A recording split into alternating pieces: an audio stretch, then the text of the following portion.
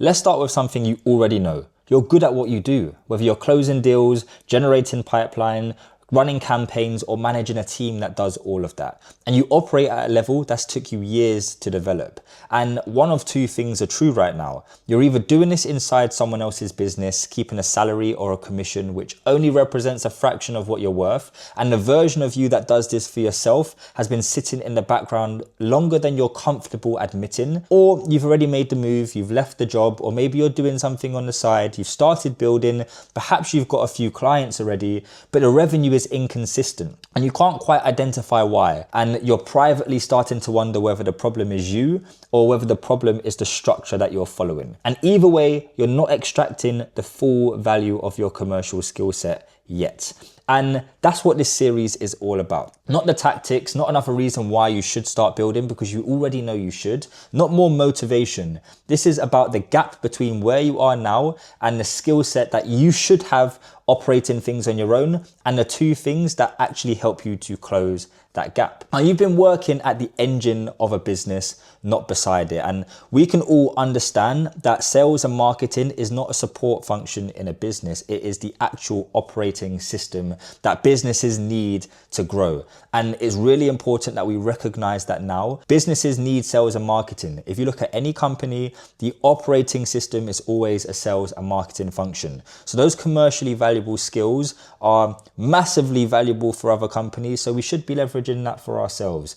Everything else in a business exists to support the function that you already play a role in.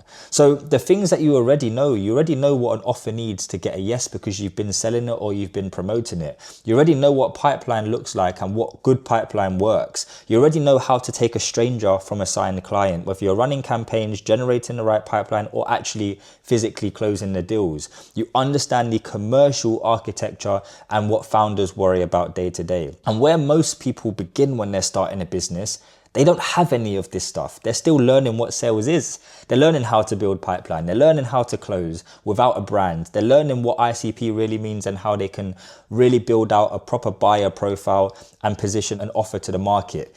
These are all of the things that you already know through years or through however long working in a company, or if you've done it yourself, then you already know what you need to keep that ball rolling. It's not the skills, it's not the knowledge, and it's not the readiness that's held you back from starting a business already, right? It is two things. It's an offer and a system. It's so simple. The gap between where you are now to running your own business comes down to those two things. And I want to break that down for you in this video. So an offer is a clearly defined solution to a clearly defined problem for a clearly defined person at a clearly defined price. And I'd like to add in a clearly defined time frame for you to get that result as well. Then the system is what's attached to that offer, which is a repeatable process for finding the right people, having the right conversations, and delivering results consistently. Those are the only two things you need to take the skill that you already have, which is commercially valuable, and taking it to the market for yourself. Now, the offer doesn't need to be this new invention, and this is where most people go wrong in building a business. They feel like they need to come up with something new. And I had that same thought process ages ago. I thought I had to create something completely different. But what happens when you build something different is you need to really test whether or not the market actually want it. Whereas if you take something that already exists, or you position your offer in a model that already exists and that the market has already validated, then you skip a massive part of the launch process and you can take it to market pretty instantly. Now, that's not to say you don't need to validate the offer. You still need to validate the offer, but the business model, when we know that it's already existing and many people are making money through it, we can just leverage that. Now, here's a few examples of business models that suit commercially valuable skill sets like marketing and sales.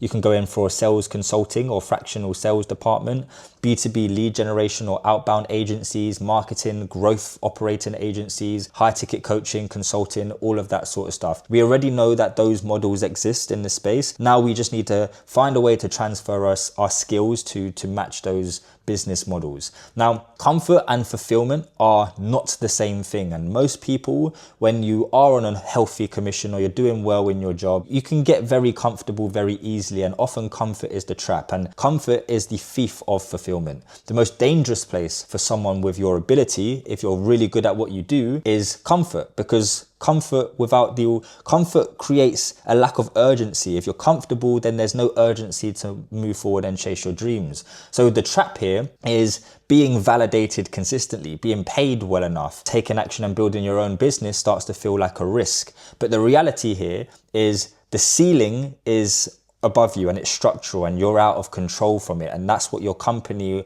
or whatever you're doing right now outside of a business is doing for you. And even if you're running your own business already, you've taken the leap and you've started, but there's inconsistencies, there's still a ceiling because you can't break through that structural barrier. So fulfillment is in ownership. Once you own something, you have full control of it. That's when you start to really feel fulfilled. Now, you already know what you're sitting on, right? That's the uncomfortable part. You know that your skill has been validated by the market, and you know that if you just leverage that for yourself, you'd probably be a lot more fulfilled than you are currently. And privately, you're already thinking like a business owner. You're already analyzing markets. You're already looking for opportunities. You understand commercial mechanics in the business far better than anyone else would, far better than most founders do already. And you've been planning this for longer than you'd like to admit publicly. You probably had a conversation with yourself a year ago saying that you wanted to start a business, and you know which model fits, whether it's fractional, consulting, agency, coaching. You already have a good understanding of what you want to do. You just haven't executed on it yet, because publicly you're still closing deals for someone else.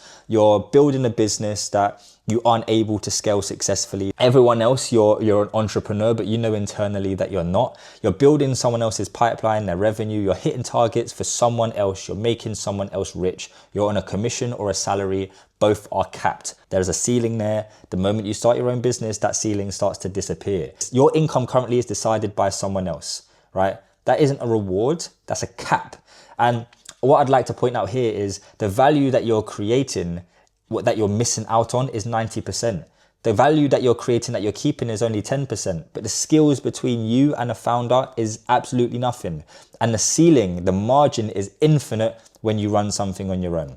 So on a commission, you're capped by what an employer thinks that lead is worth, right?